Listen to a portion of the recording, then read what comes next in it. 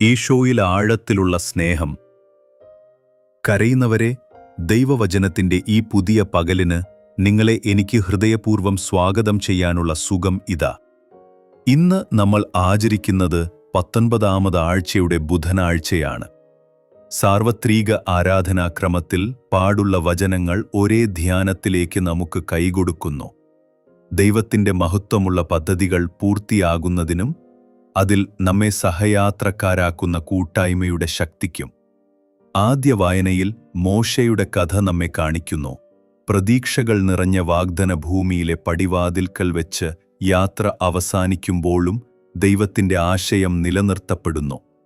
പുതിയ തലമുറകൾക്ക് വഴി തെളിയുന്നു. ജീവിതത്തിലെ ബുദ്ധിമുട്ടുകളും പിരിവുകളും എങ്ങനെ സംഭവിച്ചാലും ദൈവം തന്റെ പദ്ധതി കൈമാറാതെ ഇരിക്കില്ല. ഇത് നമ്മളെ ഇന്നത്തെ സുവിശേഷത്തിലേക്ക് ആനന്ദത്തോടെ നയിക്കുന്നു. ഇവിടെ യേശോ തന്റെ അനുയായികൾക്ക് ഒരുമിച്ച് നടന്ന് പരസ്പരം പൊരുത്തപ്പെടാനും പിഴവുകൾ തിരിച്ചറിയാനും സ്നേഹത്തിൽ വളരാനും മാർഗം തെളിയിക്കുന്നു. ജീവിതത്തിന്റെ സമസ്ത പാതയിലും നാം കൈകഴുകി മുന്നേറുവാനുള്ള പ്രചോദനമായി. ജീവിതത്തിൽ പലപ്പോഴും ഞങ്ങൾ പ്രതീക്ഷിച്ചിടങ്ങളിൽ എത്താനാകാതെ, പ്രാർത്ഥനകൾക്ക് ഉത്തരം കിട്ടാതെയോ ബന്ധങ്ങളിൽ വിള്ളലുകൾ നേരിടേണ്ടി വന്നപ്പോഴോ നാം മനസ്സു നിശബ്ദമായിരിക്കാറുണ്ട്. എന്നാൽ ഇന്നും ദൈവം നമ്മോട് സംസാരിക്കുന്നു. മോശയുടെ ജീവിതവും യേശോയുടെ വാക്കുകളും നമുക്ക് പ്രത്യാശയുടെ പുതിയ ദ്വാരങ്ങൾ തുറന്നുകൊടുക്കുന്നു. ഇന്ന് നമ്മൾ ഒരുമിച്ച് ആലോചിക്കാനിരിക്കുന്ന വചനങ്ങളിൽ പരിശുദ്ധാത്മാവിന്റെ ദീപം തേടി ഹൃദയങ്ങൾ തുറന്ന് നമ്മുടേതായ വീണ്ടെടുപ്പ് എന്ന മഹത്തായ സന്ദേശത്തെ ഉൾക്കൊള്ളാം.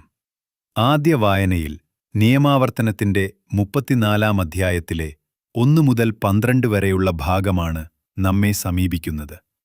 ഇത് മോശയുടെ ദൈവത്തെ നേരിട്ട് അനുഭവിച്ച ജീവിതത്തിന്റെ അവസാന ഘട്ടം പറയുന്ന ദൃശ്യമാണ്. മോവാബുവിൽ നിന്ന് നെബോമലയുടെ പിസ്ഗാ കൊടുമുടിയിലേക്ക് കയറി ദൈവം അവനു തന്ന ഒരു അത്ഭുത ദർശനത്തിലൂടെ ഗിലെയാദ് മുതൽ ദാനിലെ പടിഞ്ഞാറ് പ്രദേശങ്ങൾ, യൂദായുടെ നാട്, നെഗേബ്, ജെറീക്കോയുടെ താഴ്വര എന്നിവ കാണിച്ചു തന്നത് ഈ കൃത്യതയോടെയുള്ള ദൈവീക ദൃഷ്ടാന്തമാണ്. ഒരു യാത്രയുടെ അവസാനത്തിലും കർത്താവ് മോശയെ അഭിമുഖീകരിച്ചു പറഞ്ഞു, നിന്റെ പുത്രസന്തതികൾക്കായി ഞാൻ അബ്രഹാമിനോടും ഇസഹാക്കിനോടും യാക്കോബിനോടും വാഗ്ദാനം ചെയ്ത നാടാണിത്. അതിനെ ഞാൻ നിന്റെ കാഴ്ചയ്ക്ക് വെച്ച് തന്നിരിക്കുന്നു, പക്ഷെ നീ അതിൽ പ്രവേശിക്കില്ല. മോശ, ദൈവത്തിന്റെ വിശ്വസ്തദാസൻ, മോവാബ് ദേശത്താണ് ജീവന്റെ അവസാന നാളുകൾ ചെലവഴിച്ച് അവിടെ മരിച്ചത്. ബത്പെഗോറിനടിയിലുള്ള താഴ്വരയിൽ അവന്റെ ശവസംസ്കാരം നടന്നു. എന്നാൽ ഇന്നുവരെ അവന്റെ വിശ്രമസ്ഥലത്തെക്കുറിച്ച് യാതൊരു വ്യക്തമായ അറിവുമില്ല. മരണസമയത്ത് 29 വയസ്സുള്ള മോശയുടെ കാഴ്ചയും ശക്തിയും നിലനിന്നിരുന്നു. മോശയെക്കുറിച്ച് ഇസ്രായേൽ ജനങ്ങൾ 30 ദിവസത്തോളം അനുസ്മരിച്ചു, ദുഃഖം പങ്കുവച്ചു. അദ്ദേഹത്തിന്റെ ശക്തമായ കൈപിടിപ്പിലൂടെ നൂനിന്റെ മകനായ ജോഷുവൻ ജ്ഞാനാത്മാവിനാൽ പൂർണ്ണനായി പിതാവിന്റെ മാർഗനിർദ്ദേശങ്ങൾ അനുസരിച്ചുകൊണ്ട് ജനത്തെ നയിച്ചു. ദൈവം നേരിട്ട് സംസാരിച്ച മോശ പോലെയുള്ള പ്രവാചകൻ ഇസ്രായേലിൽ പിന്നീട് ഉണ്ടാകാൻ ഇരുന്നില്ല. ഫറവോയുടെ മുമ്പിൽ നടത്തിയ അത്ഭുതങ്ങളും ജനതക്കായി ചെയ്ത മഹത്തായ പ്രവർത്തനങ്ങളും അവന്റെ വചനങ്ങളുടെ ഭാവിശക്തിയും ഒരുപോലെയുള്ളവരൊന്നുമില്ലെന്ന് തെളിയിക്കുന്നു. ഈ കഥയിലൂടെ നമ്മൾ കാണുന്നത് 40 വർഷം മധ്യസ്ഥനായും രക്ഷകനുമായ മോശയുടെ യാത്രയുടെ സമാപനമാണ്. അവൻ വാഗ്ദത്ത ഭൂമിയുടെ വാതിൽക്കൽ നിൽക്കുന്നു. എന്നാൽ പ്രവേശനം നിഷേധിക്കപ്പെട്ട് ദൂരെ നിന്നു നോക്കുന്നു. മനുഷ്യ മനസ്സിന് ഇത് ദുഃഖനമുണ്ട്. വാതിൽക്കന്നുടെ മോശയ്ക്ക് ദൈവ പ്രോമിസ്ഡ് വാഗ്ദാനഭൂമിയിൽ പ്രവേശനം കിട്ടാത്തതെന്തുകൊണ്ടെന്ന് സംഖ്യാപുസ്തകം നമ്മളെ നിർവചനമാക്കുന്നു. മെരീബായിലെ വെള്ളവിതരണത്തിൽ ജനങ്ങൾ കലഹിച്ചപ്പോൾ മോശെ ദൈവത്തിന്റെ മഹത്വം അപമാനിക്കുകയും പാറയെ ദൈവം മറുപടി നൽകേണ്ടതായെന്നുറപ്പിക്കാൻ അദ്ദേഹത്തെ കോപം കൊണ്ടടിക്കുകയും ചെയ്തിരുന്നു. ഈ സംഭവമാണ് കർത്താവിനെ മോശയ്ക്ക് ഭൂമിയിൽ കടക്കാൻ നിരോധിക്കാൻ പ്രേരിപ്പിച്ചത്. ഇത് എല്ലാ നേതാക്കൾക്കും പാഠമാണ്. ദൈവത്തിന്റെ മഹത്വം നിലനിർത്താൻ പ്രാർത്ഥനയും സേവനവും ആവശ്യമുണ്ടെങ്കിലും അവന്റെ ആജ്ഞകളെ സ്വന്തം ഇഷ്ടപ്രകാരം തർജ്ജമ ചെയ്യാനുള്ള അവകാശമില്ല. എന്നിരുന്നാലും ദൈവം മോശയെ വഹിച്ച് വിട്ടില്ല. അവനെ നെബോ മലമുകളിൽ ഉയർത്തി. അബ്രഹാം, ഇസഹാക്ക്, നമ്മുടെ ജീവിതത്തിലും ചിലപ്പോഴൊക്കെ പരസ്യഫലങ്ങൾ കാണാനാകാതെ പോയിട്ടുണ്ടാകാം. പക്ഷെ നമ്മുടെ പരിശ്രമം നിശ്ചയമായും ദൈവപദ്ധതിയുടെ ഭാഗമാണെന്ന് ഈ വചനം നമ്മോട് പറയുന്നു. മോശയുടെ മരണത്തോടെ കഥ അവസാനിക്കുന്നില്ല. പുതിയ തലമുറയ്ക്ക് നേതൃത്വം നൽകാൻ ദൈവം ജോഷുവയെ തിരഞ്ഞെടുത്തു. മോശ കൈകളെ വെച്ച് പരിശുദ്ധാത്മാവിന്റെ ജ്ഞാനം അവനിലേക്ക് പകർന്നു. ദൈവത്തിന്റെ പദ്ധതി വ്യക്തികളിൽ താങ്ങാതെ അവന്റെ പരിശുദ്ധാത്മാവിലൂടെ തുടരും. ഓരോ ദൗത്യം പൂർത്തിയാകുമ്പോഴും പുതിയ ദൗത്യം ഏറ്റെടുക്കാൻ ദൈവം ഒരാളെ ഒരുക്കുന്നു. അതാണ് യഥാർത്ഥ ശക്തിയും ദൈവകൃപയും. ഇവിടെയാണ് സഭയുടെ സാർത്ഥകതയും കൂട്ടായ്മയുടെ ശക്തിയും തെളിയുന്നത്. മോശയുടെ ദൗത്യം ജോഷുവിനും ഇസ്രായേൽ ജനതയ്ക്കും ചേർന്ന് പൂർത്തിയാക്കേണ്ടതാണ്. ആ ദൈർഘ്യമേറിയ യാത്രയുടെ തുടർച്ചയായി ഇന്ന് നമ്മുടെ മുന്നിൽ ഈ സന്ദേശം നിലകൊള്ളുന്നു. മോശയിൽ നിന്ന് ജോഷുവയിലേക്കുള്ള ദൈവത്തിന്റെ കൈമാറ്റം പോലെ ഈശോയും തന്റെ ദൗത്യം ശിഷ്യരായ സഭയ്ക്കു കൈമാറുന്നു. ഈ പുതുമുഖമായ ബന്ധത്തിന്റെ അടിസ്ഥാനം സ്നേഹം, ഐക്യം, പരസ്പര ബോധ്യമാണ്. ഇതിനെക്കുറിച്ചാണ് മത്തായിയുടെ സുവിശേഷം 19-ാം അധ്യായം 15 മുതൽ 20 വരെയുള്ള വചനങ്ങൾ നമ്മെ നിർദ്ദേശിക്കുന്നത്. നിന്റെ സഹോദരൻ പാപം ചെയ്താൽ നേരിൽ പോവുകയും അവൻ വാക്കു കേൾക്കാതെ പോയാൽ അടുത്ത പടി ആർക്കെയും കൂട്ടിക്കൊണ്ടുചെന്ന് സാക്ഷികളാൽ ശരിവയ്ക്കുക. ഇതുപോലും ഫലപ്രദമാകാത്ത പക്ഷം സഭയോട് മുന്നറിയിപ്പ് നൽകുക. സഭ പോലും അവനെ അംഗീകരിക്കാത്ത പക്ഷം അവൻ നിനക്കുപോലെയും പുറത്തുള്ളവനുമായിരിക്കട്ടെ. ഈ നിർദ്ദേശങ്ങൾ സഭയിലെ അനേകം ജനങ്ങളുടെ ഒത്തുചേർന്നതിൽ സത്യവും ഐക്യവും നിലനിൽക്കാൻ എങ്ങനെ സഹായിക്കുമെന്നൊരു ദർശനമാണ്. നിങ്ങൾ ഭൂമിയിൽ കെട്ടുന്നതെല്ലാം സ്വർഗ്ഗത്തിലും കെട്ടും, അഴിക്കുന്നതെല്ലാം സ്വർഗ്ഗത്തിലും അഴിക്കും. ഞാൻ ഉറപ്പു നൽകുന്നു, എന്റെ നാമത്തിൽ 2-3 പേര് ഒന്നിച്ചു കൂടിയിടുമ്പോൾ ഞാൻ അവരിലുണ്ടാകും. ഈ വാക്കുകൾ സഭയുടെ ശക്തിയും ദൈവത്തിന്റെ സാന്നിധ്യവും പകർന്നു നൽകുന്ന ഒരു ഈ സന്ദേശത്തിൽ നിന്ന് നാം മനസ്സിലാക്കേണ്ടത്, ദൈവത്തെ അഭിസംബോധനിക്കുമ്പോൾ നമുക്ക് വ്യക്തിപരമായി മാത്രമേ കൂട്ടായ്മയുടേതായും നിലനിൽക്കേണ്ടതുമാണ്. കാരണം യാഥാർത്ഥ്യത്തിൽ അന്നൊരുമിച്ചുള്ള ആത്മീയ കൂട്ടായ്മയിലാണ് ദൈവം പ്രത്യക്ഷപ്പെടുന്നത്. സ്നേഹമുള്ളവരെ, കുടുംബത്തിലും ജീവിതസ്ഥലത്തും സൗഹൃദങ്ങളിലും പിറക്കുന്ന തർക്കങ്ങൾ നമുക്ക് വേദന നൽകാറുണ്ട്. ഈശോ നമ്മെ പഠിപ്പിക്കുന്നത് ആദ്യം പ്രശ്നം നേരിട്ട് സ്നേഹപൂർവം പരിഹരിക്കേണ്ടതാണ് എന്നതാണ്. പിന്നെ മാത്രമേ മറ്റുള്ളവരെ ഉൾപ്പെടുത്താവൂ.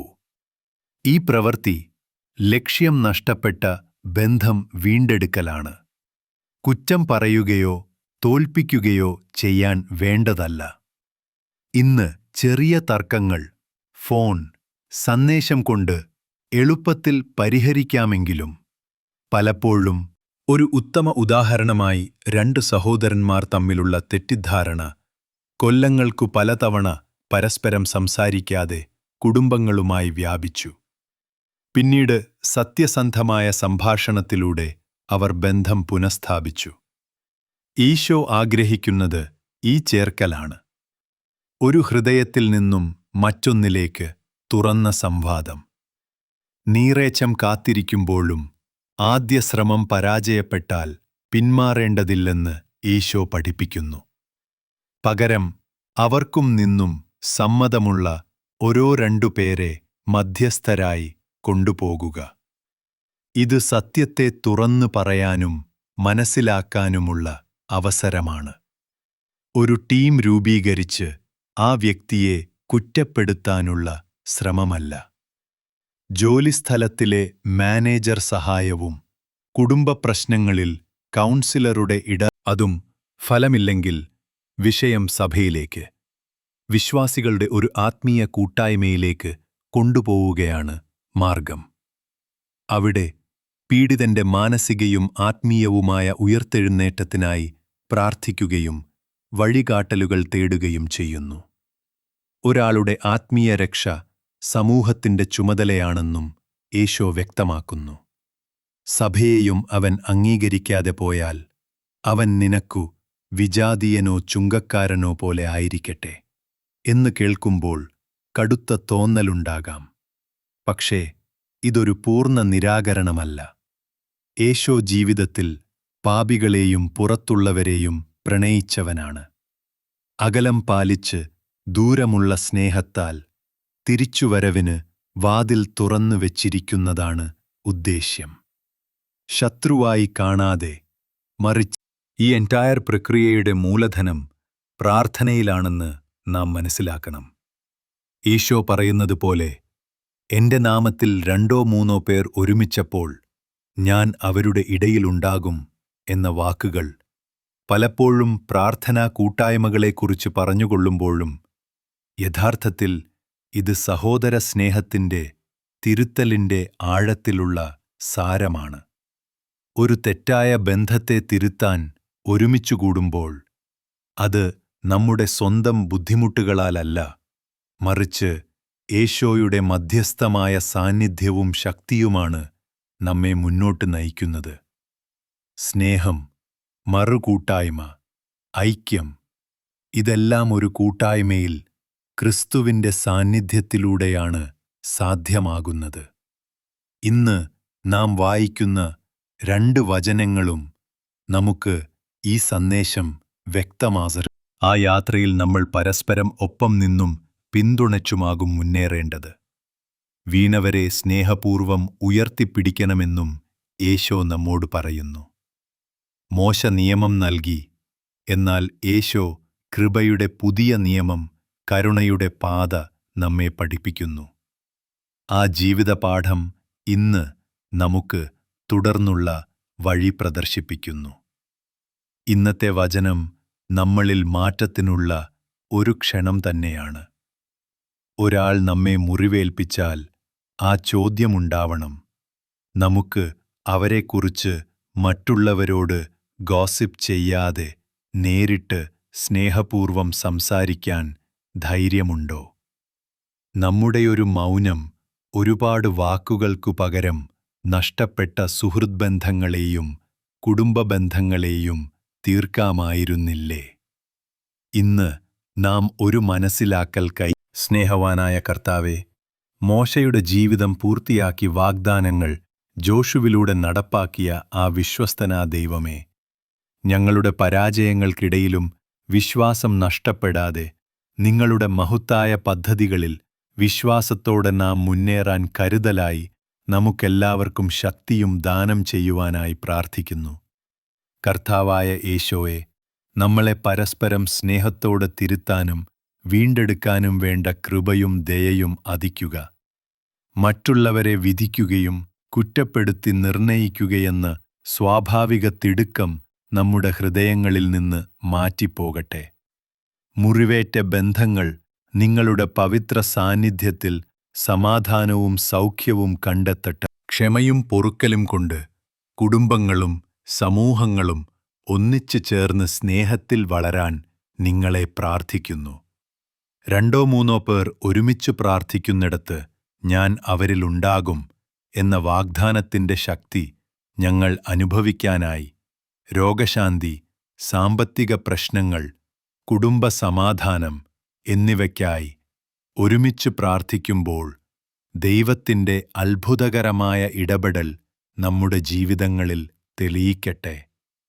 ഈ വചനങ്ങൾ കേട്ട ഓരോ മനസ്സും നിങ്ങളുടെ കരങ്ങളിലേക്ക് സമർപ്പിക്കപ്പെടുന്നു. ഓരോ ആവശ്യവും പ്രത്യാശയും നിങ്ങളുടെ കൈകളിൽ പൂർത്തിയാകട്ടെ. പരിശുദ്ധ അമ്മയായ സ്നേഹത്തിന്റെ രാജ്ഞി, നിങ്ങളുടെ വിമല ഹൃദയത്തിൽ ഞങ്ങളെ സുരക്ഷിതമായി നിലനിർത്തൂ. സർവശക്തനായ പിതാവും പുത്രൻ